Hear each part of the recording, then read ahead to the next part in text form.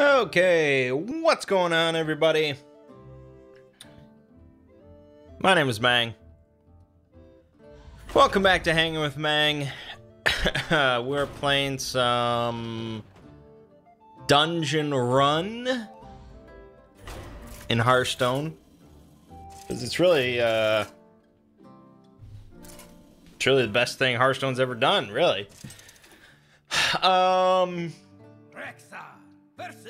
And the only other thing that I'm playing in my time is Let the hunt begin. Xenoblade Chronicles 2, but I don't really want to just show off the middle of that game on a video. Anyways.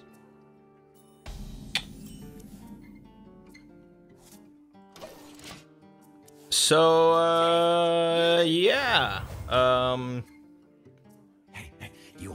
This week on the Exploring series,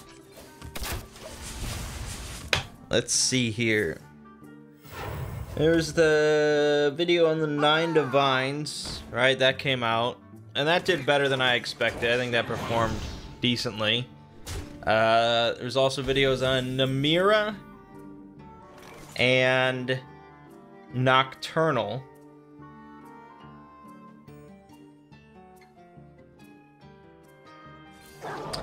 And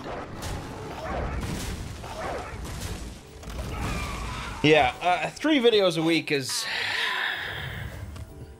it's rough. It's rough stuff. You know, due to the way the scheduling that I'm doing, due to the way it's all together, 2 of those videos, the Daedric Prince videos, I write the script for them in a single night. So I can write the script for one in one night, and then the next night I do the video, I put it together. So it's a 2-day process for those, whereas normally the regular video that I'll put out, I spend 3 days working on the script, and then 1 day to put the video together. So I'm really just combining 3 days into one just to get the videos out there. And so yeah, it's not really ideal, but that's how we're doing it.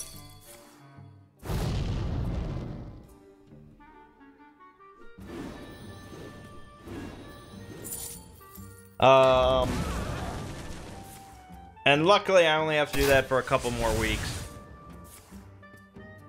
because we're almost done with Daedric Princes. We have, this week we're doing... Nice. We're doing Periite and Sanguine. And I have no idea how I'm going to get more than a minute out of Periite, but you know, we'll see, I guess. You never know. Sanguine should be interesting though. And then this week I worked on the video for Dragon Breaks, which is pretty different compared to everything else. So far up to this point with the Elder Scrolls series, you know, I've really just been covering stuff that's been covered by plenty of other channels. Shoddy Cast and oh gosh, I don't even watch them, so I don't remember. Mr. Rex, I think, is one of them, and then there's a Muppet or something like that. I don't know. Anyways, yeah, you know, there's all these other channels that have covered all this sort of stuff. Shoddy Cast is really the big one.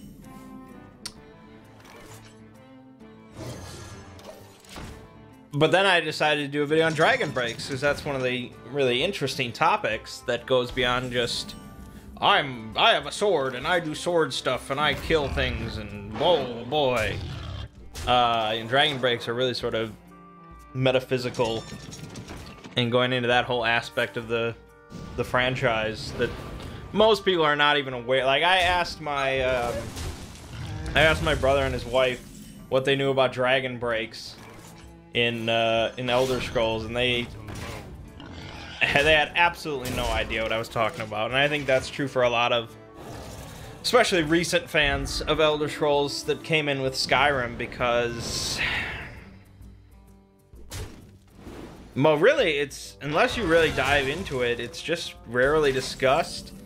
You know, it happened, you know, the endings of Daggerfall are technically a dragon break, but that's not revealed to you in Daggerfall. They just kind of decided that after the fact, I think. So yeah, unless you really dive into the lore, you'd have really no idea.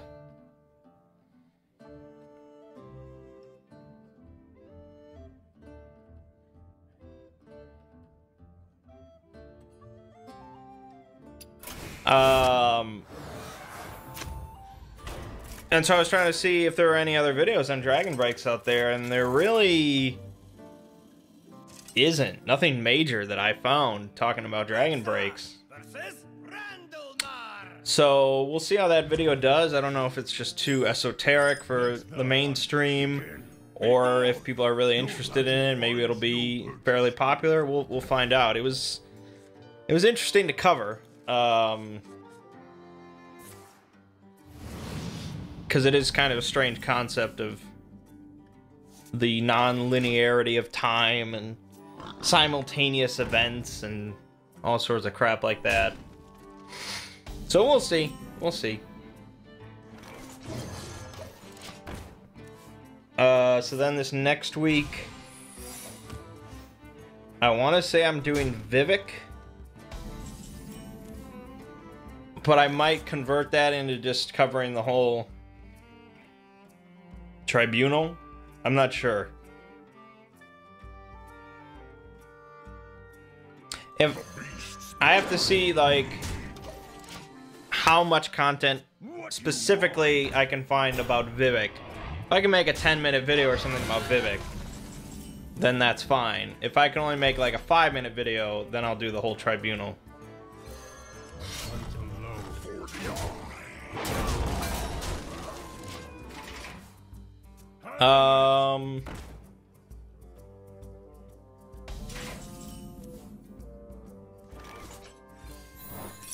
Oh yeah, I forgot about that. Forgot.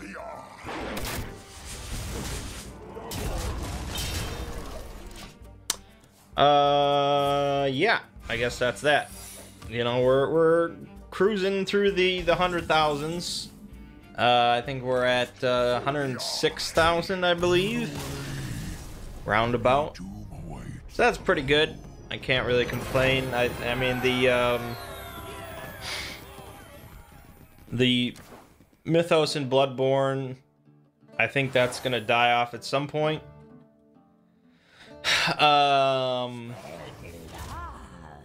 Legendary sword be busting in half. That's just the nature of things. I think it's gonna continue to be popular somewhat for probably a long time.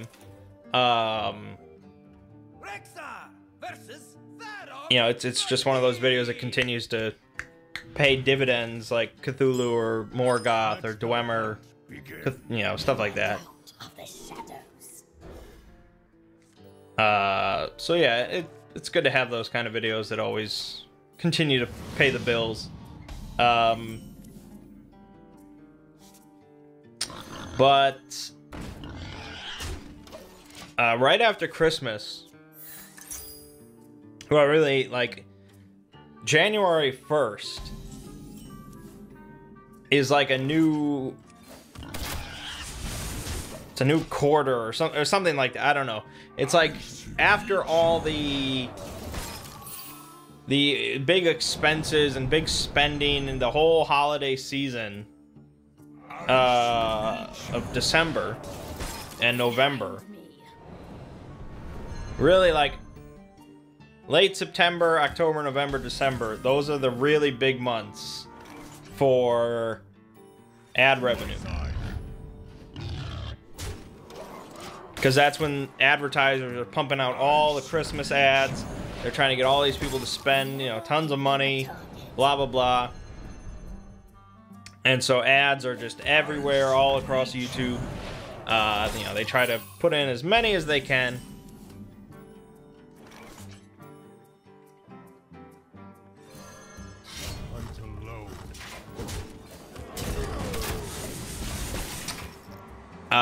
And so the ad rates for YouTubers that are monetized, such as myself, that's where we get the highest rates. So that's the big money time of the year, which is, it makes me a little sad that I waited so long to release the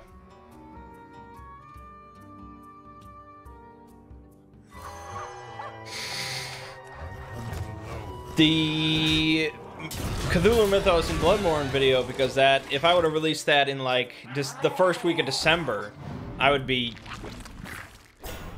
it would have been nuts. And it would have been nuts. I'll say that.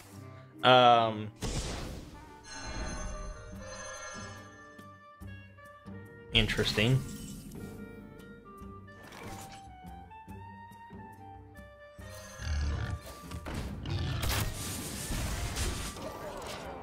So I only got a little bit of that at the end of December, but it was good. But then as soon as January 1st hits, they're like, all right, spending is done. No one's spending money now. Everyone's done with that. You know, holidays are over. Which, you know, after all the Christmas gifts and all that kind of stuff, generally people scale it back a little bit. I probably should have done that.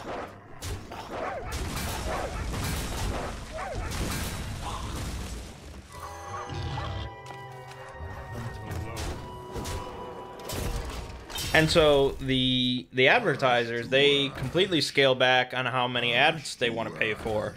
They put out way less ads for a while. And so ad rates for YouTubers are way less. Like 50% less, basically. And so it's just, it happens every year. January is the worst.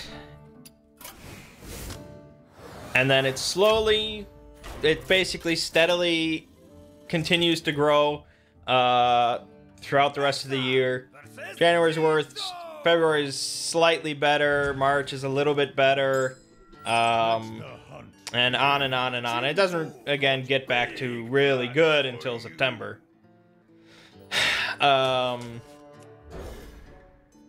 So yeah, it's just, you kind of have to prepare for it.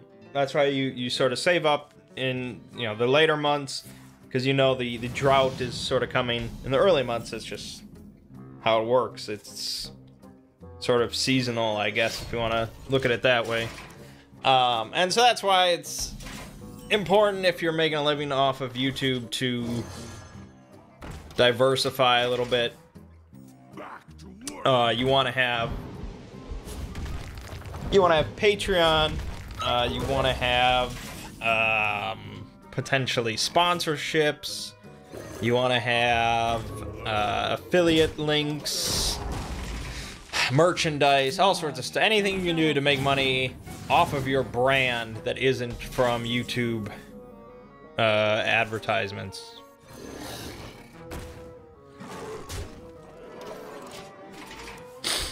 So I have a little bit of that, but I'm still growing.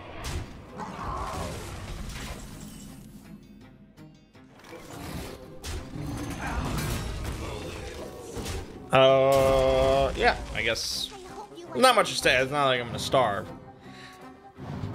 but that's just some interesting tidbits for you.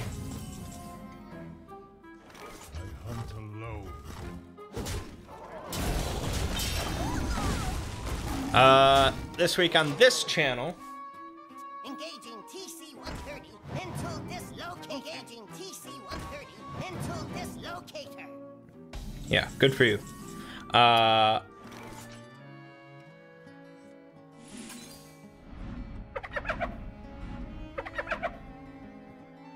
Beautiful. This week on this channel, We had some more Final Fantasy, of course. I have about 50 or so videos lined up, ready to go. So, wow, okay.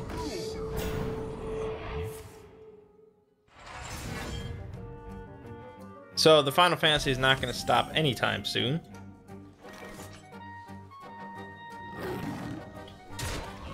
We also had some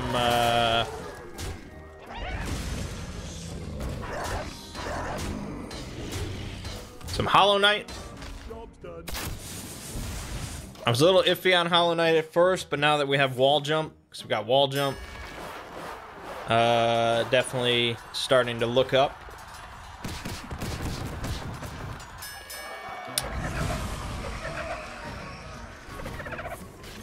Okay. What else? We had roll manging, of course. That kind of seems like it.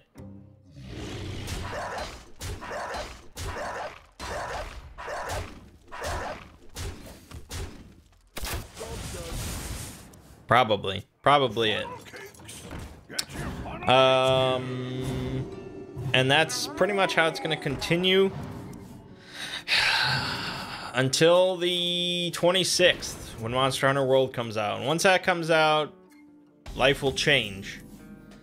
But until then, we're just Hollow Knight and Final Fantasy. Now, they did announce a third beta weekend. That's right, 3 beta weekends. For Monster Hunter World. Again, it's PS4 only. You don't need PlayStation Plus, but it's only on PS4. And unlike the second beta weekend, which was really just, you know, the exact same thing, but here, you can play some more. Unlike that,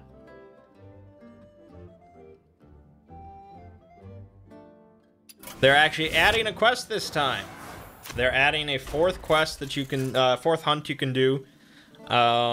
It's taken from another, I think they sort of just grafted it on from another sort of trade show demo.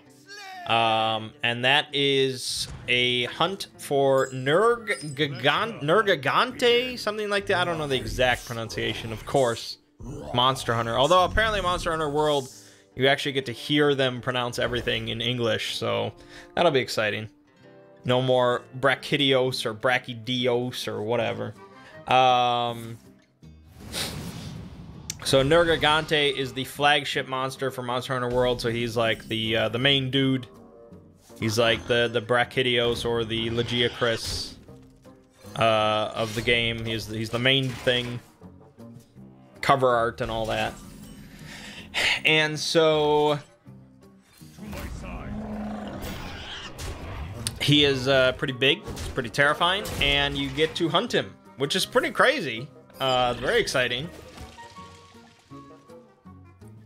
You get to hunt him, and they have apparently beefed him up. He's a beefed up version of the monster from the real game. So he's more powerful than he normally would be, which is interesting. And you only have 15 minutes to hunt him, which is less than the, well, it's far less than the like 50 minutes of the normal game, but it's even less than the 20 minutes that they were giving you in the beta for the other quests. 15 minutes to kill beefed up Nergigante, but apparently it is possible because they did put in another item reward. You get another box of items for when the game comes out if you complete the hunt. So it is in there, so apparently you can beat it. 15 minutes, I'm sure it's possible because, you know, people are killing Rathalos in like 5 minutes or some crazy shit like that. So it's gonna be possible. It's gonna be very difficult. But that's the goal now. That's the only concern for this weekend, at least for me, is taking down Nergigante, or Nerg, or Nergy, or Big Nerd, or whatever you want to call him.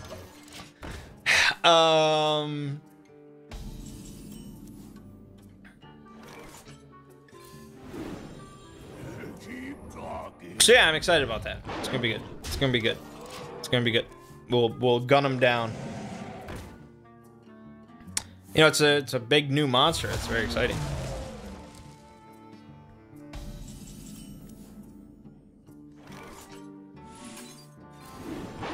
So much power.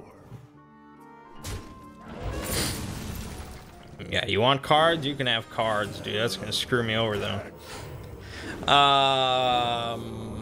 Yeah, I guess that's that. They also announced in spring there's going to be some free DLC coming out for World. The first DLC monster is Devil Joe, who's really kind of just a staple of the series. You know, Rathalos is in every game, but I think Devil Joe has been in almost every game, and he's a lot more likable, I think, than Rathalos. He's a lot more popular overall, I think. So, and they were showing him in the trailer with him like using a Great Jagras in his mouth as like a weapon. So he's like smashing a Great Jagras around to try and kill you. So that's pretty exciting.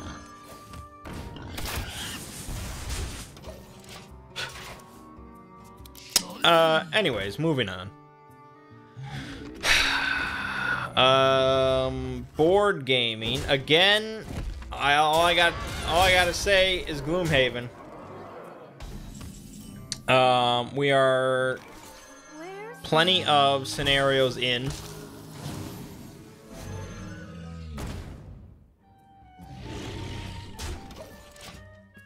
I don't know the exact number, but I would say it's over 20, I think. We've retired 2 characters now. So we've unlocked 2 new classes. We've both switched classes. You know, because when you retire, you have to switch. So we've switched.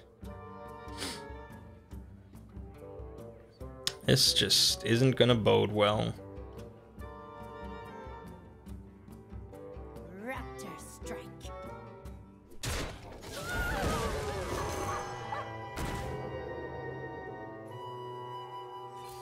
I think I gotta do that. Yeah, have your coins.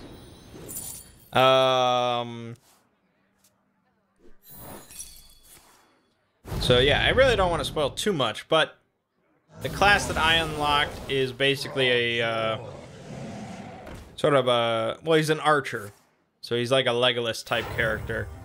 And so he excels at just fucking killing. Like, he is a death machine, which is very exciting, of course.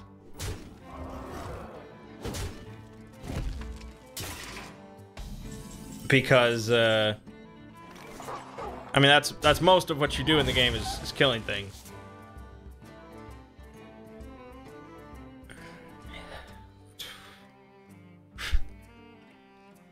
Well, that would potentially be good. I just don't know if I can survive that long.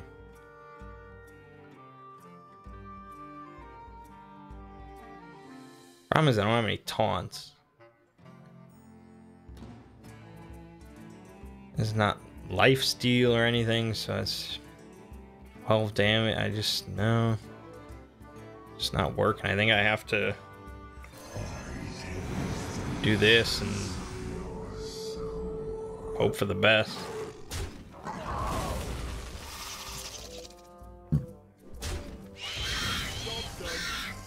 I think I'm still dead. 11. Oh yeah, I'm dead. I guess I could have deadly shotted, but oh well. Well fought. I concede. So yeah, he can place doom on a target. So he basically like marks an enemy with different effects. So I have a bunch of different cards that can mark a target, and they do different things. Like I can do extra damage to them, or they explode when they die, or blah blah blah. Again, I don't want to say too much. And then all of his other cards are just fucking, you're dead. Here's an arrow through your eye and crazy damage. And yeah, it's very fun class to play. I'm enjoying it quite a bit. I did my solo scenario I will fight with honor. because you could, because of the Kickstarter. You know, I got this little booklet of solo scenarios for each class. And once you hit level 5, you retire a couple characters. You reach Prosperity 3. You can do your solo scenario, which is meant to really sort of challenge your understanding of the class. Make sure you really know how each class is played. So they're meant to be difficult, and you get a free item. You get a special item designed to benefit your class specifically. It's the only way you can get them. Which is very exciting. And so I managed to... This is my responsibility. I managed to do it first try, actually. I did mine first try. It was a little scary because I got... Like, in the first 2 rounds, I had this wolf on me. He did, like, 10 damage out of my 14 health. So I was like, oh, this is done. But from then on, I didn't take a single damage. And, easy peasy lemon squeezy. I guess I know how to play the class. So that's good. And yeah, it's very exciting. We play it not 7 days a week, but maybe 4 or 5 days a week. And usually it's only 1 scenario a night, because that takes like an hour and a half. But yeah, it's very good. It's very good. Very, very good.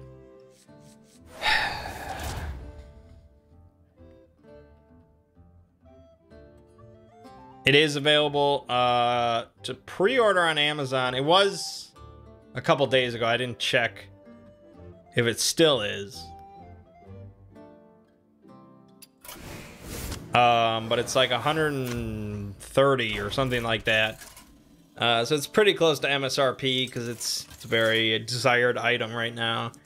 But honestly, for 130, I mean, some people say 130 for a board game. Are you crazy? But you know, a lot of board games cost 40, 50, something like that, for, you know, a full-size board game. And I've spent that plenty of times and played it, you know, twice or something like that. Whereas Gloomhaven, I only spent 100 because I went out on the Kickstarter, so that was great. And I've already played it like 20 some times. So, and I plan to continue to play it another 20 something times. So yeah, it was definitely worth it for me.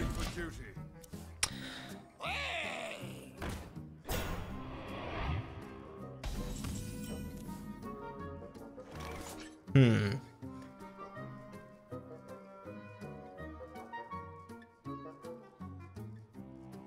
is money, friend. My blade be thirsty. See, I mean, I of course recommend it. Because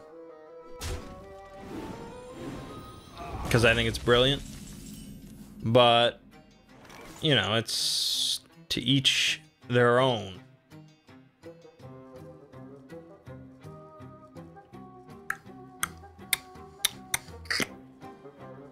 To battle. There's no situation in which this works. To battle.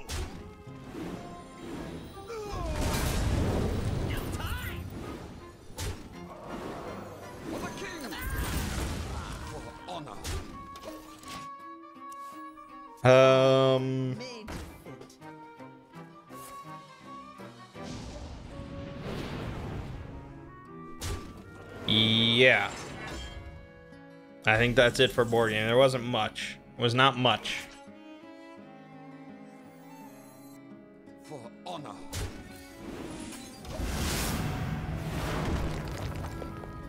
Alright, roll main. That's gonna take up the bulk of this video. So Whip it good.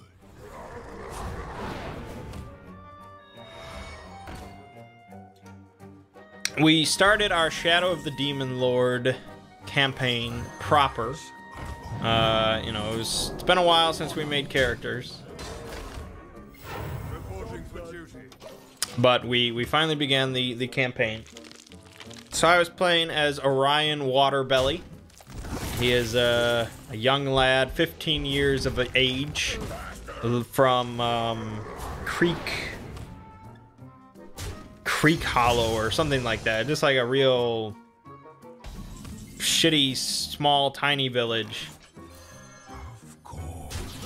And he lost his mother due to disease. And he took over his father's boating industry, his boating business. So he sort of ferries people and goods down the rivers, up and down the rivers, just from little village to little village. And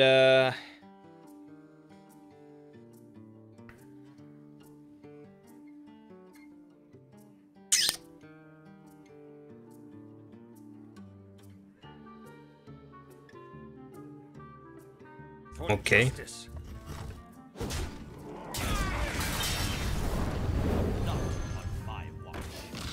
Whatever. And he has an education. His mother insisted that he get an education, and so the only way for that to happen was for him to sort of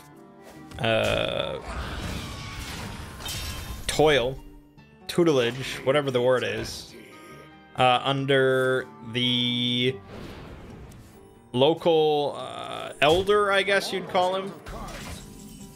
The wise man. Not really a mayor, but close to that, I guess. Comstock. And so it was then that it was revealed that Comstock was actually a witch. This is all shit for shit's sake. And so witches in this setting are really helpful people.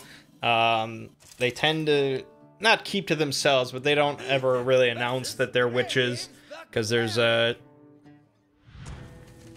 lot of superstition and paranoia revolving witches, just like in our own world's history.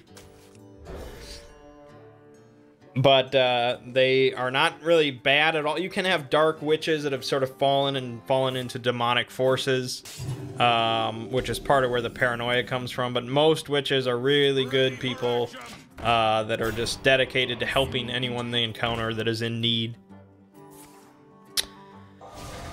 And so, Comstock sort of took in Orion into this faith, into this this organization, not really an organization, but whatever, of witches. And so now young Orion is a budding witch, which just really means you know, he can use magic. He couldn't at level 0, but now he can. Spoiler, he survived. I survived. But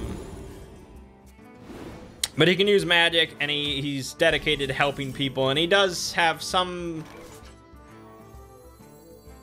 you know, faith beliefs. He has got some beliefs related to a couple deities, but it's really not the point.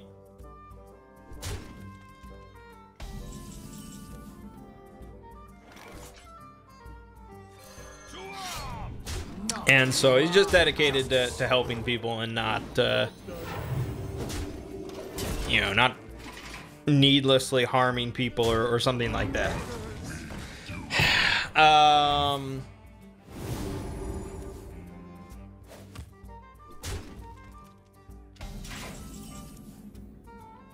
And so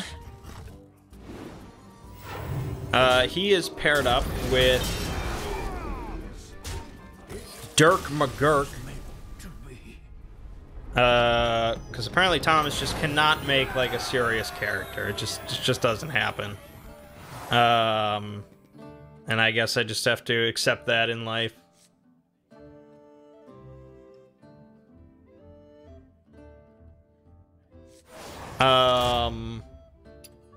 And Dirk McGurk is an orc, of course, who worships the dark gods. Not only does he worship the dark gods, he's fanatical. He's fanatical in his worship of the dark gods. So he tries to convert everyone he meets into worshiping or crushing them, which is just this character should not exist in a lengthy campaign.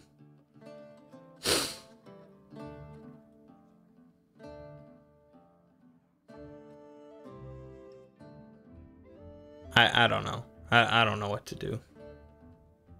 And so yeah, he's got like curse spells, and he like at one point during the session he just sat down and ate a person. You know, he ate a corpse just in front of all of us, and he carries around like he has like a cloak made from tanned human skin. This is just like.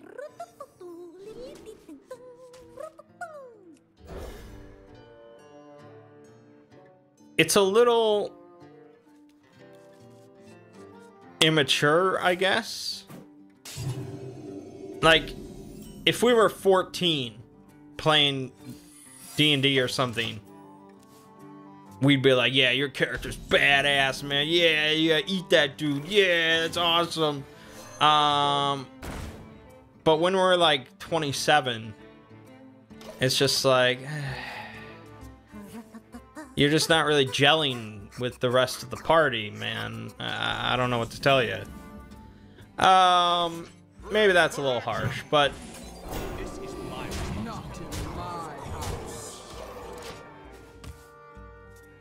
it's a little strange.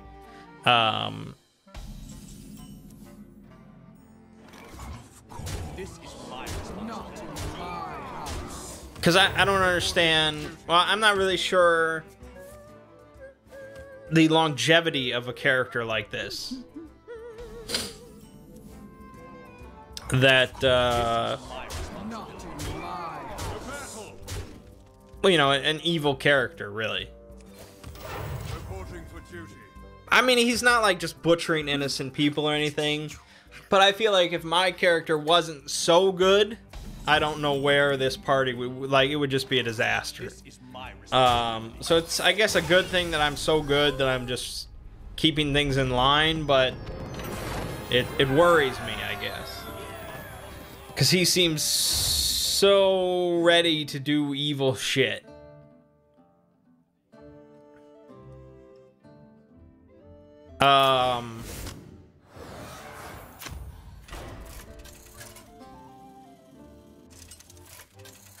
And I guess you know, I don't understand his character motivations, and I think character motivation is a pretty important thing to have.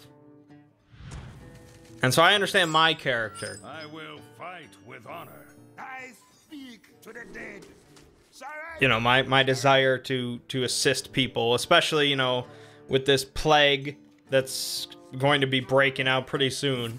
And my own mother died from disease. It's a personal thing. Ready for action. For my character to continue, you know, setting out and helping people to try and stop this disease from ravaging other people, just as a disease ravaged my mother.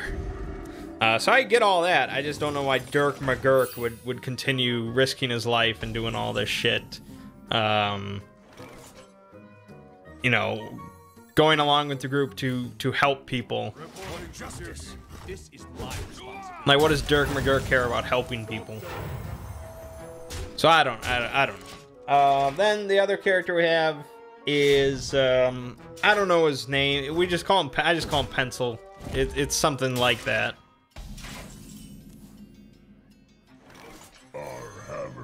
And Pencil is a former guard slash poacher that, you know, got wealthy off of his poaching. And so he has a bunch of money and fine clothing. He's got his own guard and servant. For the king.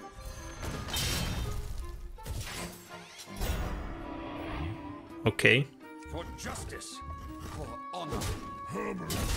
And but his apparently his backstory is his sister called him out on poaching, tried to disgrace him because of all his poaching that he did.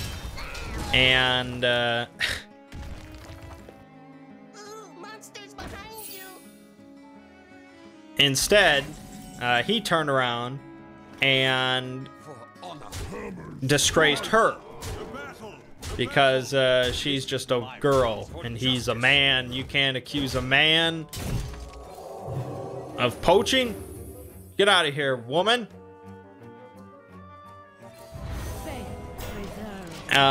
So she went into like exile. She went into hiding or something like that.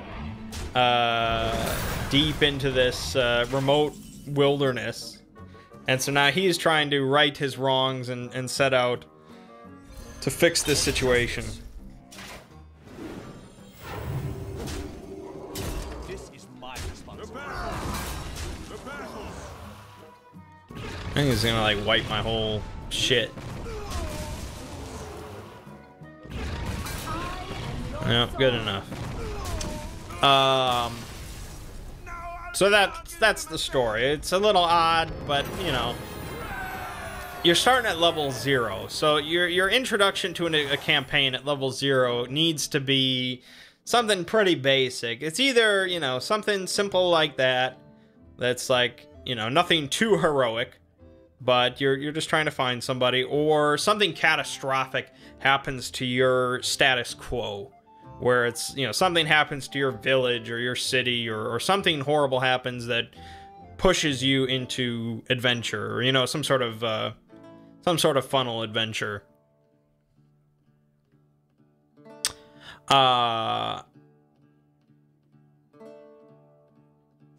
So this was decidedly not a funnel adventure. This was not a meat grinder or anything like that. This was not designed to run us through the ringer and kill us or anything like that, because I, for one, really like my character. Like, I really like what I have built up here for a story and things like that. So I really want to see him finish the campaign. You know, I want to see him beat the plague and all that, because that would really be a nice personal journey, I think.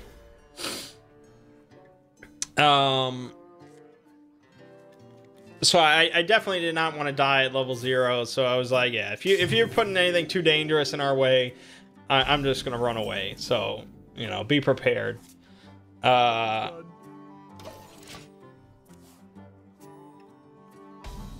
And so it was not a funnel adventure. Reporting for duty. It was sort of a mystery scenario, but not exactly. Reporting for duty. The Fire Lord. Huh. Okay. For justice.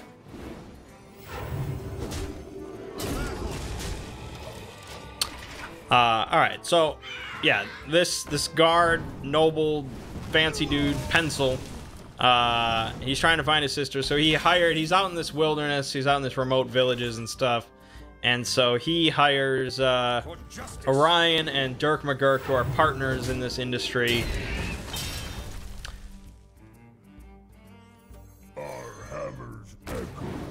He hires us to take them downriver or upriver or whatever to get to this other village where he heard that his sister was at.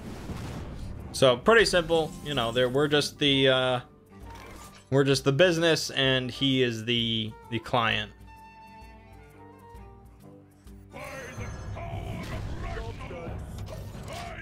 And he's got with him his guard named Tomb, and his sort of servant, Kren. So we set off down the river, and we arrive pretty shortly after in Flint Hook.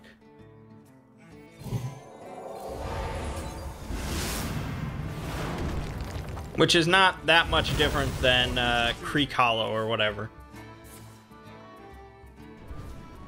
So we get there, we have to pay the docking fee. Dirk McGurk intimidates the guards into paying less of a docking fee.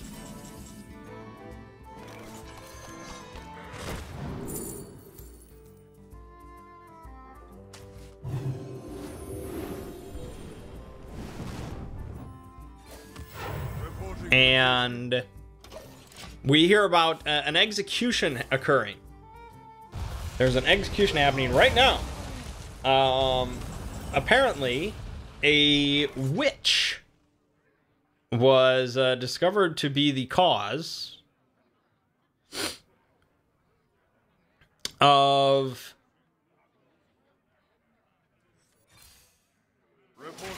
Justice. the bad crop cycle or whatever that they had this year. So they found this witch. She's been tried by some witch hunters, and now they are executing her by burning her at the stake.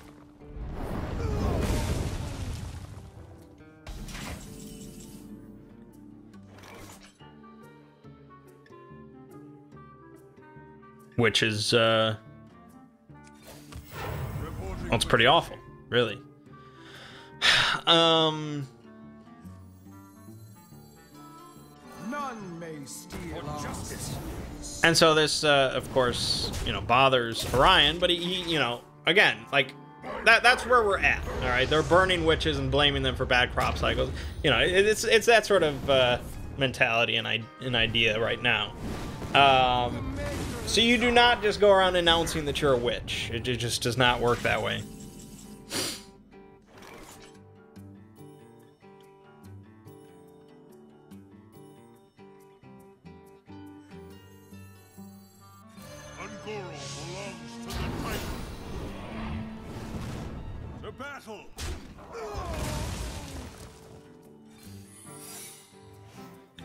So he's not like, hey, I'm a witch. We're not all like that. What are you doing?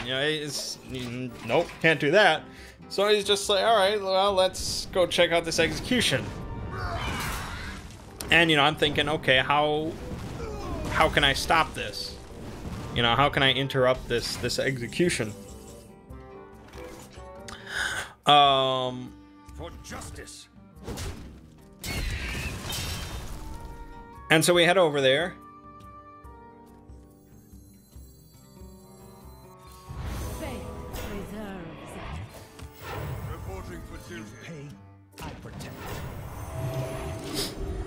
And sure enough, there's a big crowd gathered in the center of the village, and there is a woman tied to a stake, and there's the magistrate of the village up there, and a couple witch hunters, and they're ready to set the torch. They're just like finishing up their speech.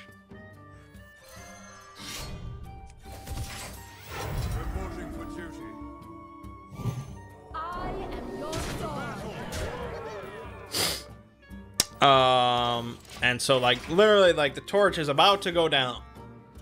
And so I'm sitting there thinking, like, okay, what can I do?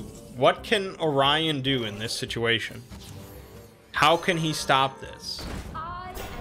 And my character starts with... I started with a scroll. I started with a magic scroll chosen by the DM at character creation. So...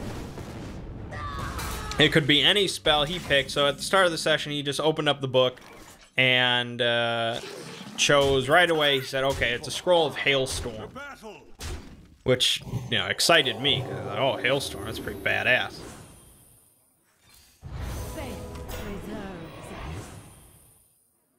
For justice. And yeah, it was badass. Like, it brings down just this rain of big hailstones, doing like 3d6 damage immediately, and then 3d6 damage at the end of every round for a minute. So it's a shit ton of damage if you aren't like protected from it. For justice. And so I was like, okay, this is a one-time use. You know, this is way above my pay grade. This is a level 3 spell. I wouldn't be able to use this normally for a while, but I got this one-time use. I'm almost out of cards. What do I do with it? For justice. And so I realized, you know, I could use this scroll right here. I could bring down this rain of hailstones. I could kill the magistrate, the witch hunters. I could just, boom, dead from this rain of hailstones. And then I could rush up and rescue the woman and flee off into the distance. But then I thought, all that would really do is just validate these people's thoughts on witches. You know, they would think, oh, this guy, you know, he's another witch, he's in league with them, their witches are evil and bad, and I basically convert an entire village into witch hunters at that point. And word will spread that, oh, the witches are, you know, they're really doing bad shit now, you know, and there would be this, like, whole war against witches. You know, I could have this entire just...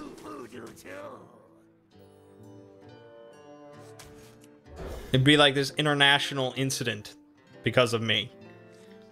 Maybe, maybe not, but it wouldn't be good. These people would not be happy with that, I don't think, because they've been rallied into believing that their bad crops for this year is because of this witch, you know.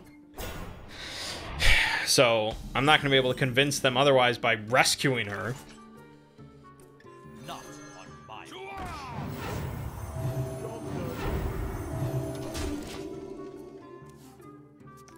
And then I thought, well, can I convince them in any way? And it's like, well, no, not really.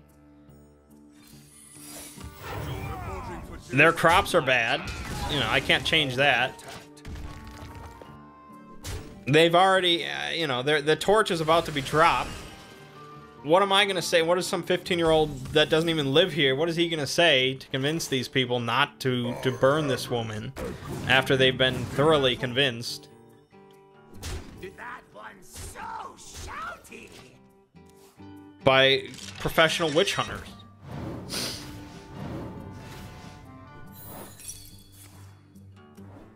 And so really, I figured there was nothing that I could really do to save this woman and convince everyone that she didn't do it. It just wasn't possible. At least in my mind. Maybe there was some miracle I wasn't thinking of, but hell if I know. For justice. This is about to get complicated. See if this works. Jesus. To arms.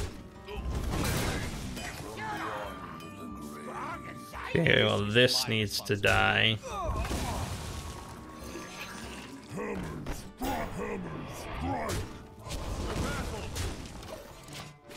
So I let it happen. She burned. I could not stand. So it was really, just really a great start, in my opinion, to the campaign. Because I thought it set the tone well for, you know, this is darker than D&D normally is. And I thought it really tied well into sort of Orion's, you know, beliefs and thoughts and things like that. His will to help people, but you know, there's sort of a gut punch of reality that you can't help everyone. It just doesn't work that way. So I was happy with it. I thought it was good.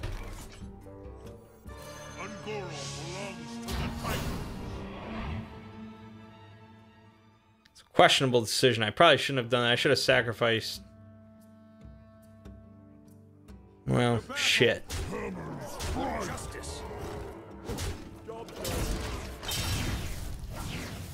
I don't feel so good.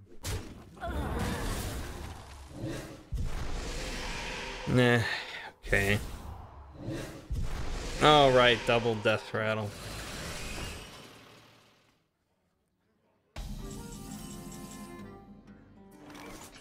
For the king! None may steal our secrets. Hammer strike!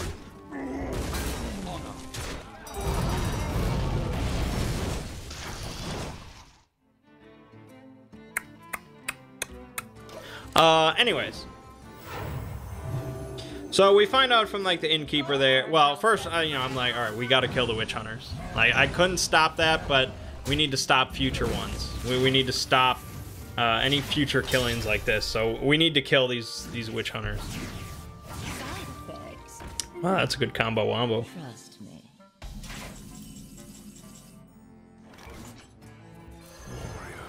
Not in my Justice!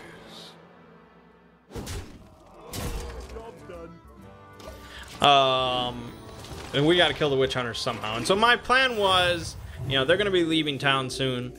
So we ambush them on the road, and I'll have like I'll draw like a pentagram in the middle of the road, so they'll be like, what the hell's going on here? You know, there's something afoot. And then I'll just cast the hailstorm on them and kill them both. That was, Jesus, that was my thought.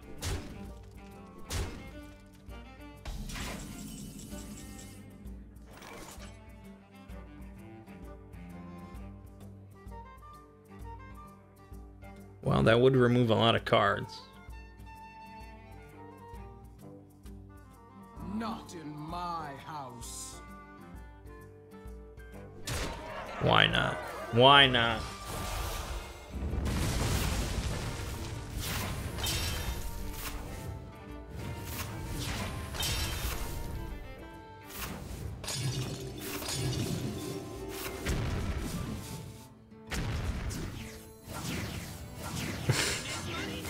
Jesus. There you go. Beautiful.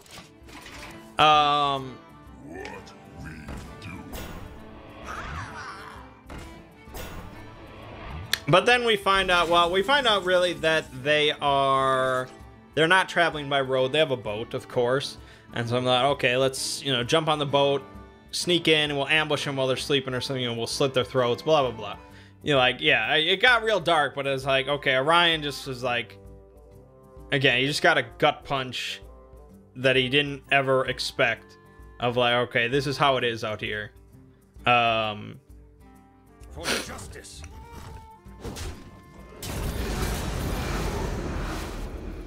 No time! No time!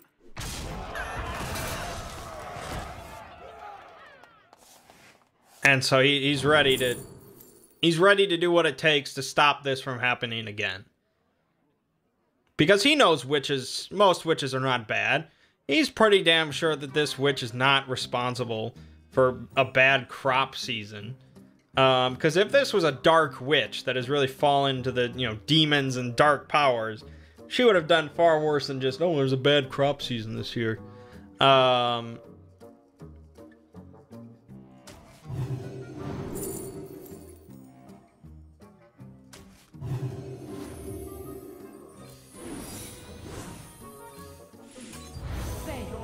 But, anyways, we find out from the innkeeper that the witch's name was Claire, and she didn't live in town, she had, like, her own little cottage outside of town. And so, we also find out that, Claire, the witch, apparently knew Pencil's sister.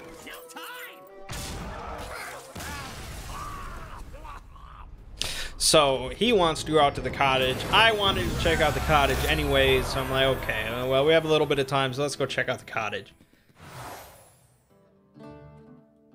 So we get to the cottage, and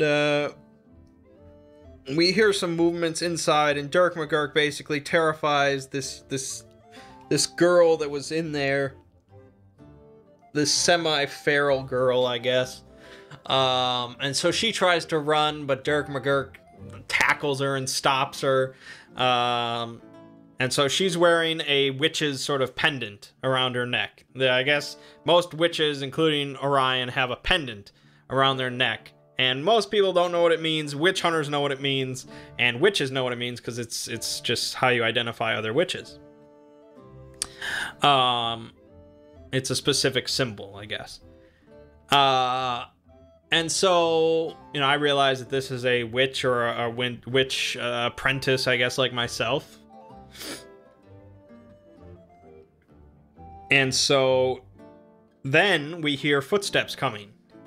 And apparently it's the 2 witch hunters along with 3 guards. Because the witch hunters heard that some people came into town and started asking around about the witch. And so this piqued their interest. They were about to leave, but this piqued their interest. And so they decided to head out here to the cottage to see what we were doing and what we were up to. And so I'm like, all right, this, you know, if they find this girl, they're going to kill her just the same. So I immediately take off, like, both of our pendants and, like, shove them under the bed or something like that. To hide that, just in case we do get captured. But I'm like, you know, we have to try to sneak out of here. So, you know, Pencil, Dirk McGurk, they go out there. Tomb, the guard, they go out there. And while I'm hoping Dirk McGurk makes this big distraction. But he doesn't do anything. No distraction. Well, her and I try to sneak out through one of the sort of window holes. But of course, I'm terrible at stealth. I'm absolute trash. And there was no big distraction. So we immediately get seen. So we're around the side of the cottage. The others are up front. And so there's the apprentice witch hunter, the younger one. He comes around to the side to sort of make sure we don't run anywhere, while the lead witch hunter interrogates the other 2 guys about what the hell we're doing here and, you know, what's going on here, who is this girl, blah, blah, blah. And so I'm like, you know, they don't have good answers, and so I'm just like, this is not going to end well no matter what, you know, and fuck witch hunters. Fuck all they stand for. So I take my walking stick, I take my staff, and I just slam it into the witch hunter's groin as hard as I can. And I actually do max. I did 7 damage, is the highest I could do. I was really happy with that, as I just obliterate this man's crotch with this staff. And then I yell out, "Run!" You know, I want this girl to at least get away, because that's the kid Orion kind of is. And so, of course, we descend into combat. And so the next round, I try to smack him across the face with my staff. But, of course, I just got really insanely lucky with the first hit. Like, it was crazy how lucky I got.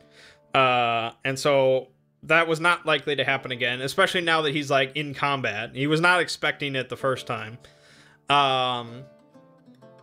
So I completely whiff, and he slashes me with his sword. He takes off half my health, so I'm like, fuck. I either have to run, which means he's going to get a free hit on me and I probably die, or I have to just say fuck it. And so I pull out my Scroll of Hailstorm and I just target it, you know, so it just hits him and he dies instantly. 3d6 damage. And I rolled like max damage from that. I rolled 5 and 6, so he just dropped instantly dead. So I'm like, all right, well, I did my job. I killed one of the witch hunters. Up front, you know, they have to deal with the 2 of them who are level 0 characters, and Tomb, who is, you know, their guard. And he's really good. He's pretty much a level 1 warrior, so he's competent. But Ziggy decided that Tomb is really just going to provide support, because he doesn't want Tomb to just be, you know, the all-star of the session. And I guess I understand that, but, you know, all of us were like, fucking hell, we were banking on Tomb just being this badass. And so really, you know, while Dirk McGurk is fighting, Tomb just provided him a boon whenever he rolled attacks and a bane for the enemy attacks. And even with that, it was not really going well.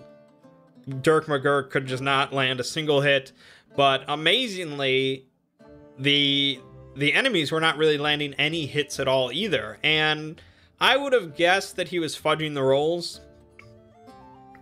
Because if they landed a couple hits, like, we were done. We were dead.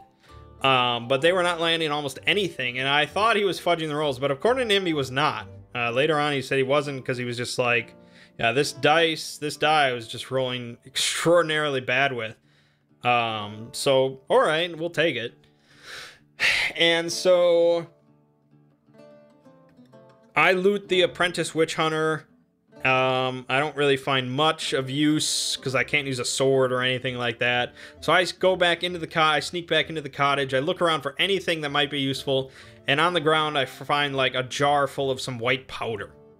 And apparently it was like herbal, some sort of herbal remedy or something like that. But it didn't matter what it was because this was going straight into the witch hunter's face. So no matter what, that's not, even if it's like flour, that's not pleasant. And so I rush out there and I do a perfect throw. Like, I roll like an 18 or something, like, just right in his face. He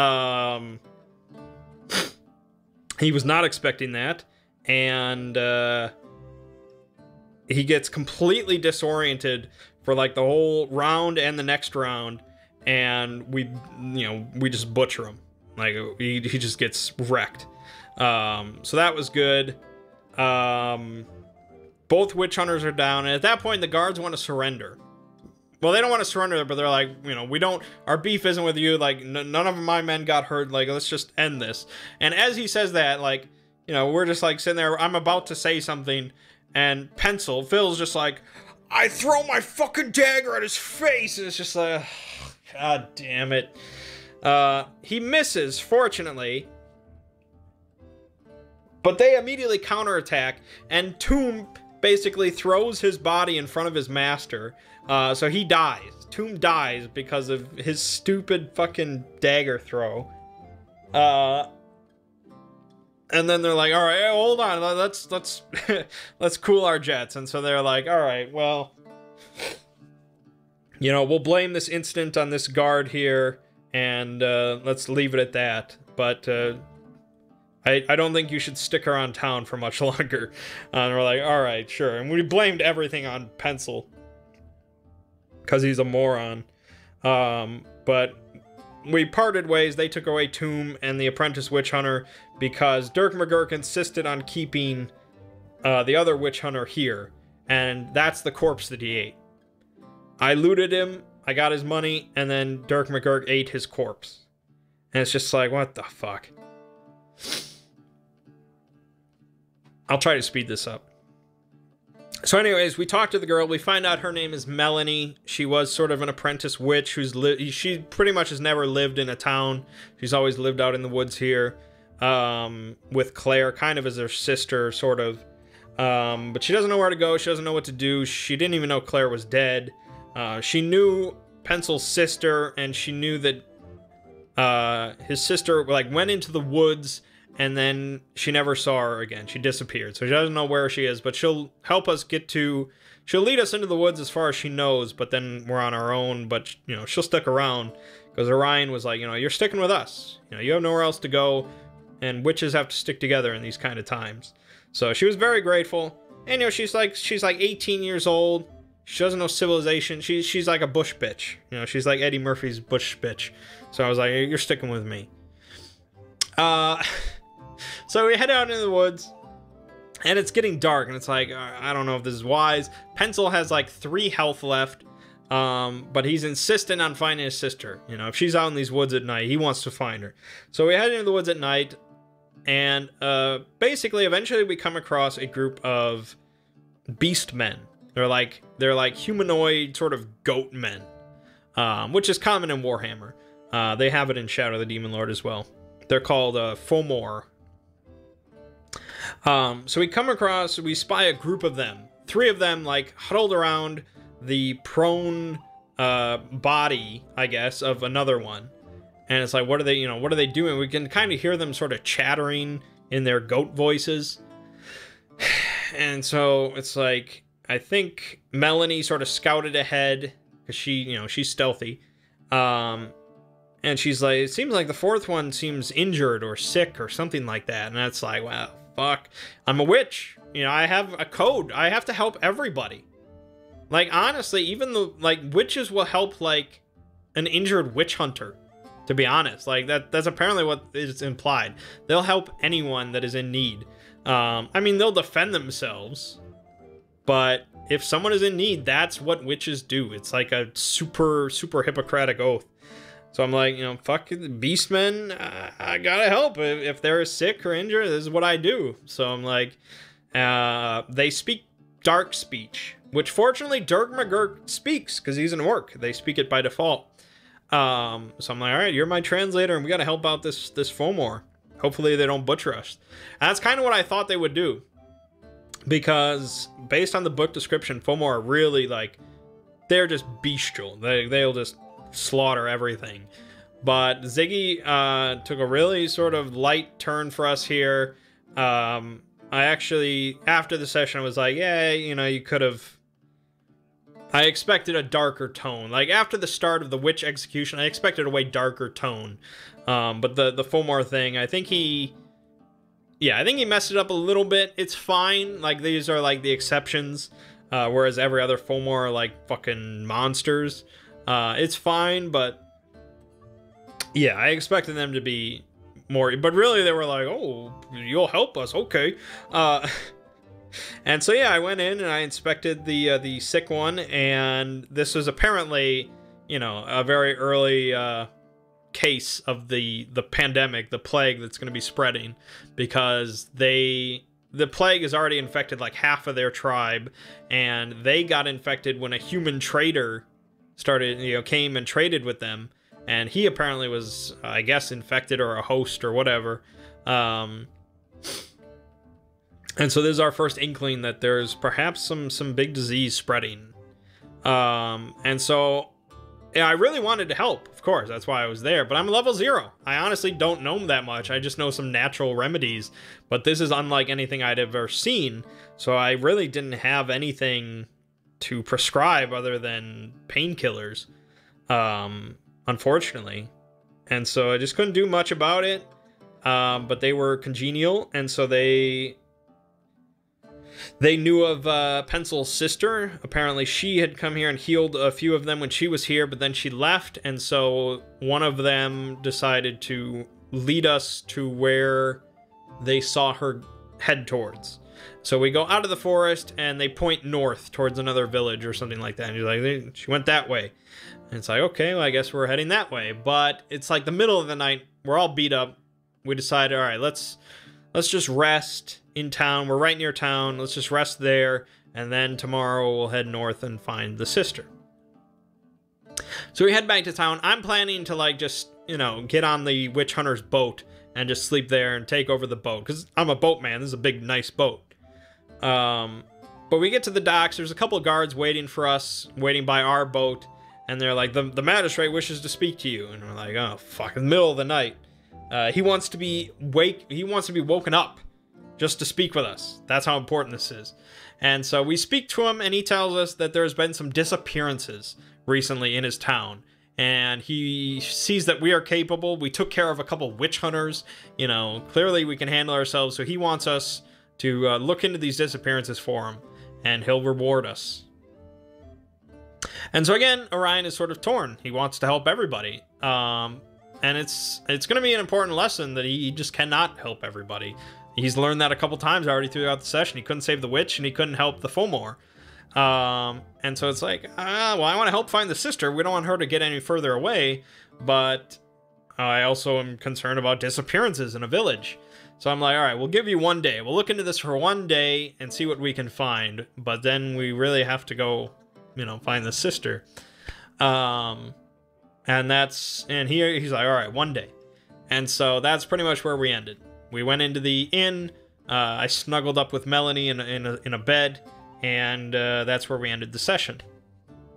And so we all hit level 1, which is very exciting. So now Dirk McGurk is a warrior, Pencil is a rogue, and I am a magician. Thematically, it's possibly more... It probably would be a better fit for me to be a priest, since I'm so close to the faith of witchcraft. But magicians get more spells, and so that's what I was like, okay, I'd rather be a magician. I want more spells. So I went with the earth tradition, the life tradition, and the water tradition. So I can summon like earth spikes. I can mold earth and stone a little bit.